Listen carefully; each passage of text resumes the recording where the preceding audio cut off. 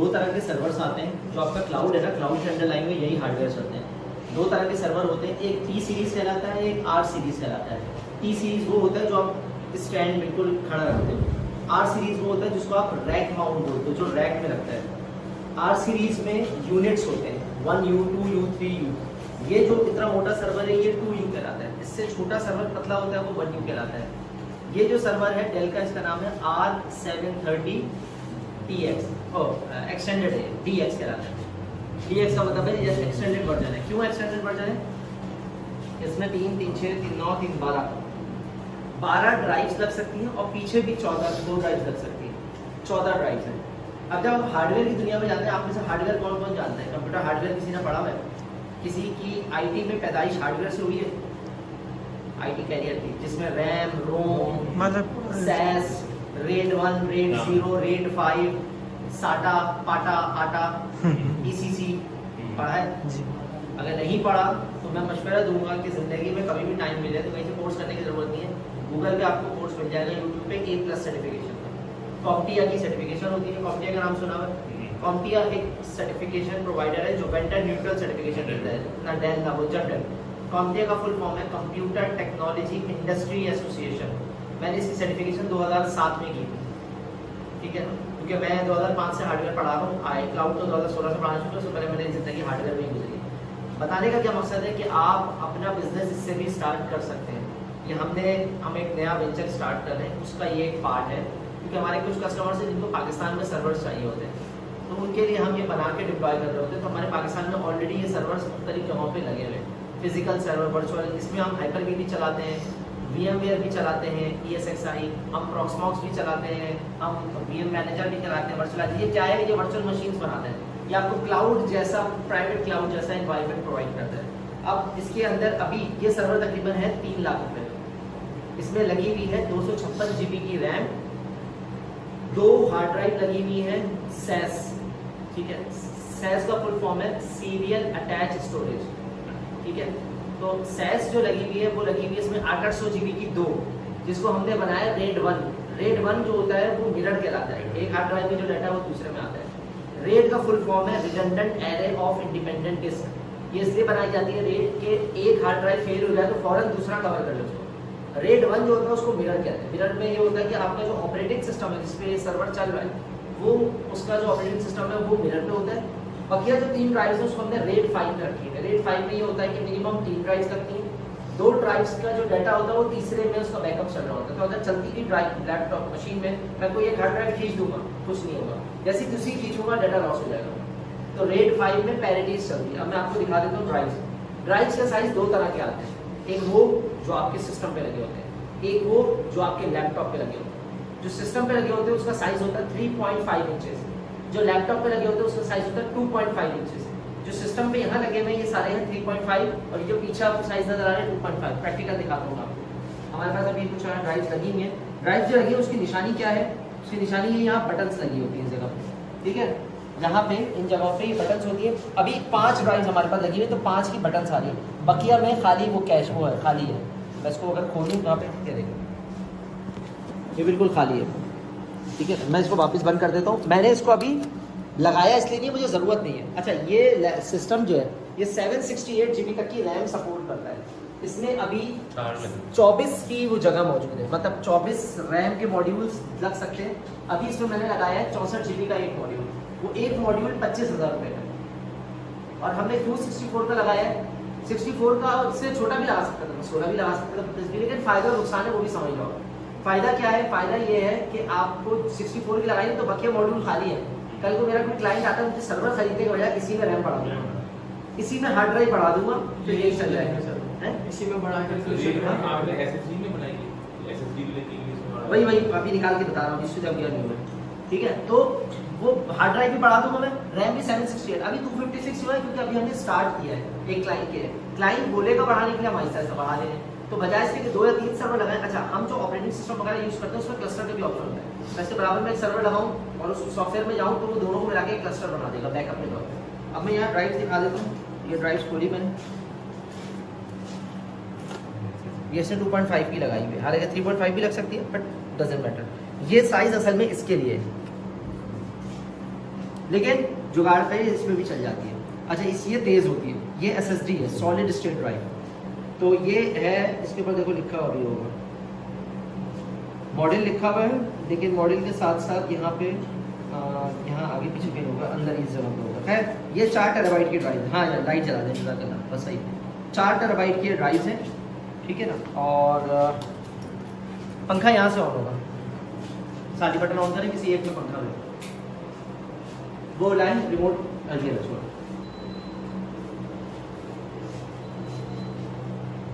दोबारा ऑन करें, लाइटें सारी ऑन, उधर से सारी बटन ऑन कर लो, एक बटन बंद करना है नीचे वाला हो गया। अच्छा है, तो ये हमने लगा दी, ये एक है, इसी तरह की दूसरी लगी हुई है, ये भी 2.5 है। इन्होंने सारी 2.5 दी है हमें, तो हम इनने इसको चेक नहीं किया। 3.5 ये 3.5 का बे है, बे एरिया कहते हैं, यदि इसका साइज 3.5 है, लगी हुई है। अच्छा बस ठीक है, सही, उससे उतना फर्क नहीं पड़ता।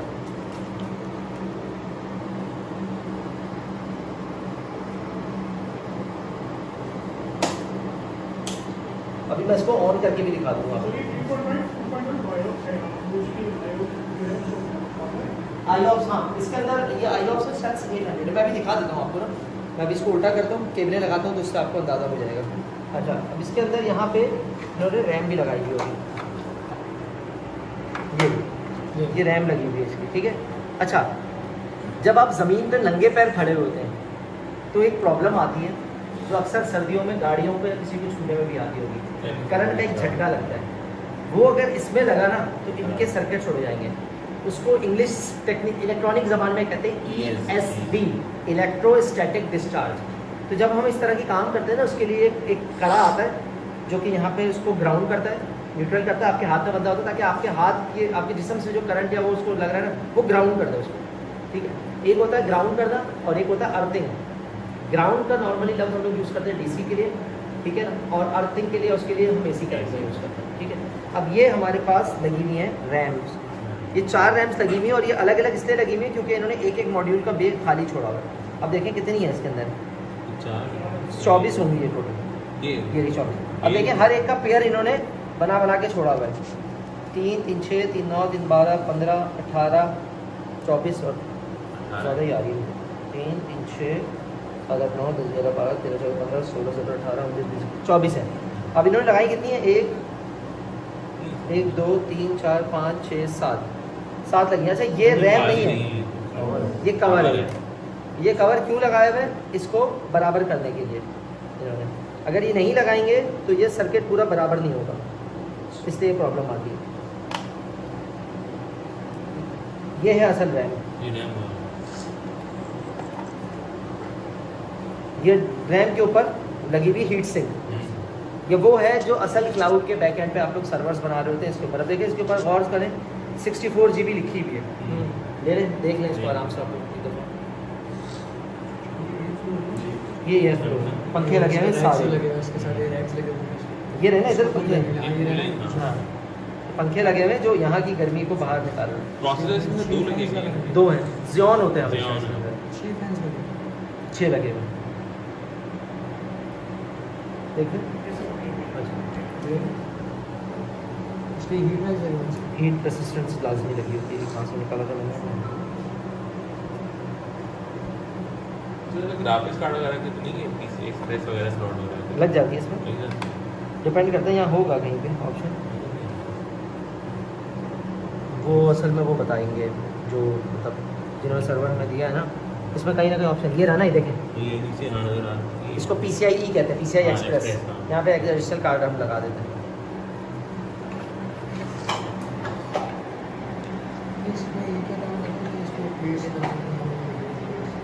ये हीट सिंक है, प्रोसेसर हीट सिंक है। ये 20-20 कोर के प्रोसेसर हैं, 40 थ्रेड्स हैं इसके अंदर, हर कोर में 1 से ज़्यादा थ्रेड्स होती हैं, ठीक है।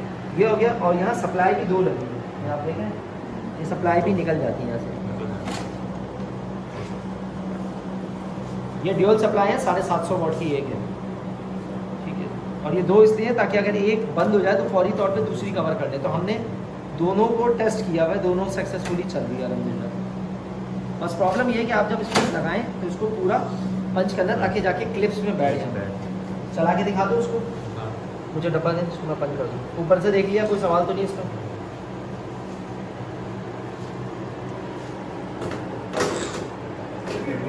सर अभी इसमें हाइपरवाइजर किया हुआ है?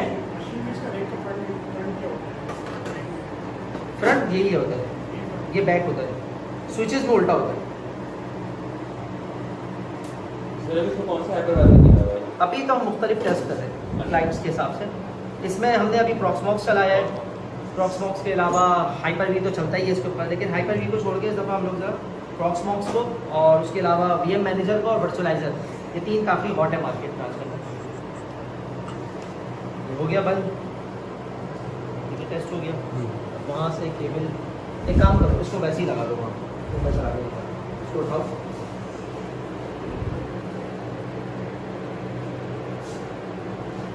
और इसकी केबलिंग सिस्टम भी है, वो भी मैं आपको पीछे दिखा दूँगा। इसमें देखिए रेल्स लगी है साइड पे, ये रेल्स रैक में जब रखते हैं तो बाहर निकालने के लिए, लगाने के लिए इस्तेमाल होते हैं।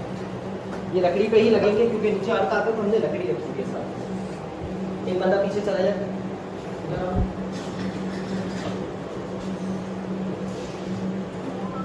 ये वाली लकड़ी हटा दो, ये आखिर वाली नहीं, ये रखी है, ये नीचे आ रही है। हाँ चलो ठीक है, कोई नहीं सही है। बस अब आप एक काम ही करो कि अब आप अपने केबल लगानी शुरू करिए, ठीक है ना? वहाँ से केबल लगेगी, मैं केबल दिखा देता हूँ कैसे लगेगी, इधर आ जाओ। क्या सर? एक इसके अंदर नेटवर्किंग की है, वो तो पहले से लगी हुई है। हाँ मतलब एक वो है, इसको हमें, अच्छा इसमें एक और चीज़ होती है, एक अलग से नेटवर्किंग केबल नज़र आ रही है, ये आई ड्रैग केबल होती है। आई ड्रैग का मतलब ये होता है कि मैं रिमोटली इस सर्वर को दुनिया में कहीं से भी मैनेज कर सकता हूँ बायोस लेवल पर। ऑपरेटिंग सिस्टम उड़ गया, डिलीट हो गया, तो मैं बायोस लेवल पर भी जाके इसको एक्सेस कर सकता हूँ। अब इसका जो पहली वाली केबल है वो मैं यहाँ लगा देता हूँ, क्योंकि अभी ये वाला लैन कार्ड उठा हुआ है, ये हो गया। यहाँ मैं लगा देता हूँ USB, कहाँ गई USB, ये रही। ये मैंने लगा दिया इसका माउस,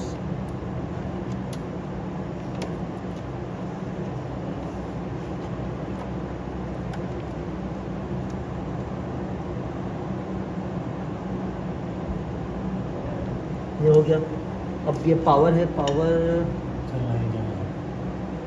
तो वहाँ लगेगी नहीं, ये इधर इधर ये वो पहले ये तो लगा।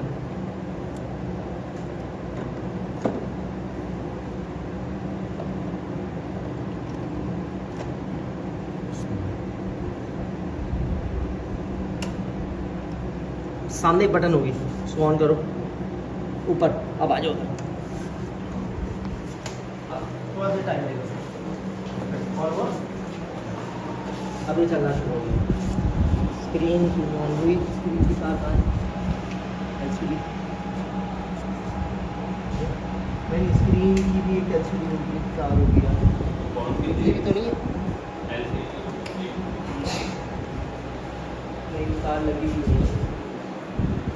एक मिनट, ये तार निकालो, पावर नहीं इसको पॉज कर लेंगे, स्टार्ट हो गई पावर का है। LCD के पावर नहीं है। अच्छा LCD में पावर ये एडाप्टर से आ रही है सर।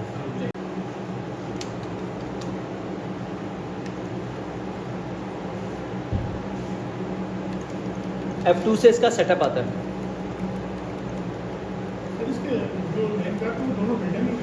चारों बिल्डिंग। अभी हम लोग इसमें हो सकता है हाइपर वी वगैरह बनाएं।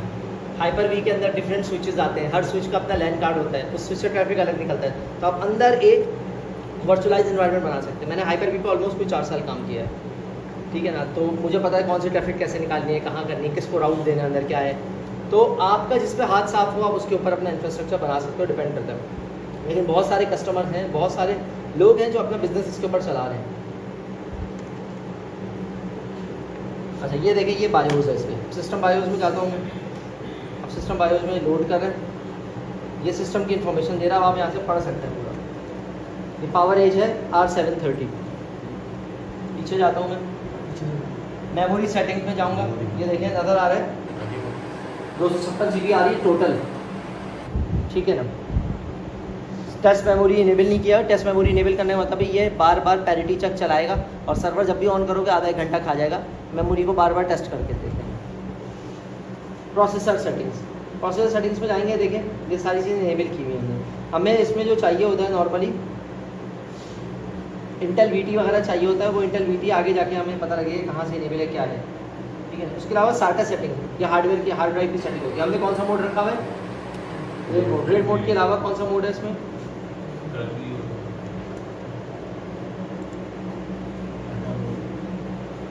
हमें रेड मोड इसलिए चलाना है क्योंकि हमें रेड की कॉन्फ़िगरेशन करनी है। मैं आपको रेड की कॉन्फ़िगरेशन भी दिखा दूंगा हमने की हुई कैसे। ये बूट सेटिंग है, बूट सेटिंग आपके लैपटॉप में भी होती है, फ्लॉपी से बूट करूँ या उससे बूट करूँ। हमने इसमें रखा है बायोस, UEFI नहीं रखा हमने। बूट सीक्वेंस रीट्राई इनेबल रखा हुआ है कि बार बार रीट्राई करता रहे, ये छोड़ दिया। सिस्टम प्रोफाइल चेक, ये आपकी प्रोफाइल चेक है परफॉर्मेंस वगैरह के हवाले से। ये सिक्योरिटी चेक्स आ जाते हैं, ये मैं सिस्टम का पासवर्ड जो बायोस का पासवर्ड लगता है वो है। ये मिसलिनियस इसकी सेटिंग आ गई है कि क्या क्या आपने ऑन किया हुआ है, ठीक है।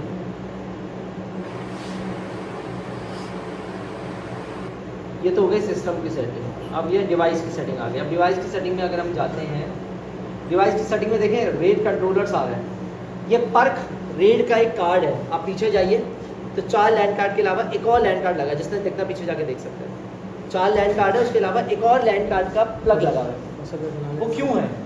उससे इंटरनेट नहीं चलता है। ये सर्वर जब रिमोट लगा होता है ना दुनिया में कहीं भी, तो वहाँ से इसको रिमोटली बायोस के थ्रू एक्सेस करना और बायोस के थ्रू एक्सेस करके रिमोटली इंस्टॉलेशन करना। मेरी जॉब थी 2014 में, उसमें मेरा काम ये था कि मैं US में रिमोटली डेल के फैक्ट्री से सर्वर खरीदता था, हॉस्पिटल भेजता था, नर्सेस को इसका बैक एरिया तस्वीर खींच के भेजता था, उनको बताता था कि कहाँ कहाँ केबल लगानी हो केबल लगवा देते थे। फिर रिमोट ऑन करने के बाद किसी और कंप्यूटर से नेटवर्क को स्कैन करते थे, इसकी IP निकल के आती थी, उससे जावा इंस्टॉल करके इसका सिस्टम का एक्सेस देते थे और फिर USB बनी बनाई कहीं रखी होती थी, उसको रिमोटली इसके ऊपर लगवा के इससे पूरी इंस्टॉलेशन करके हाइपर-V क्लस्टर बना के उसके बाद मशीन में कॉन्फ़िगर करते थे।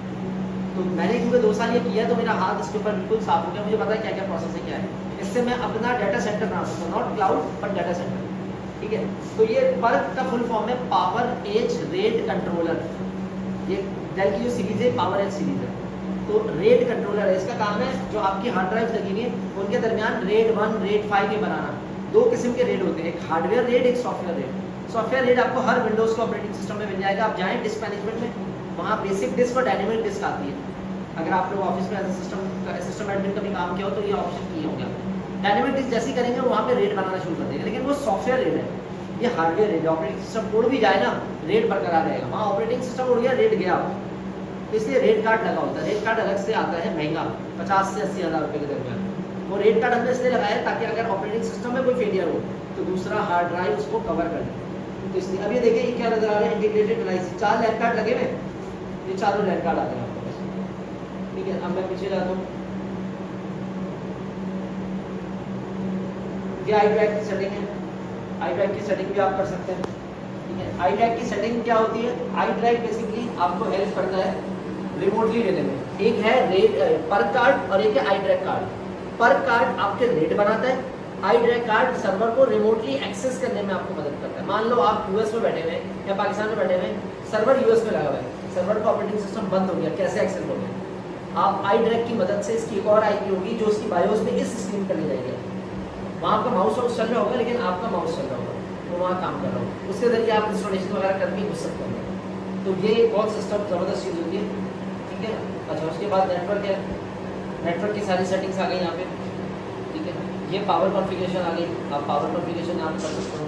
ये देखो मैक्सिमम पावर कैप लगा हुआ है, मैक्सिमम पावर कैप आप लगा सकते हो। मैंने पावर कैप लगाई नहीं, मैंने कहा जितनी ज़रूरत है सब लो। अगर पावर कैप लगा दी और सर्वर को ज़्यादा पावर की ज़रूरत है वो नहीं ले पाएगा, रिजल्ट क्या होगा? सर्वर बंद हो जाएगा।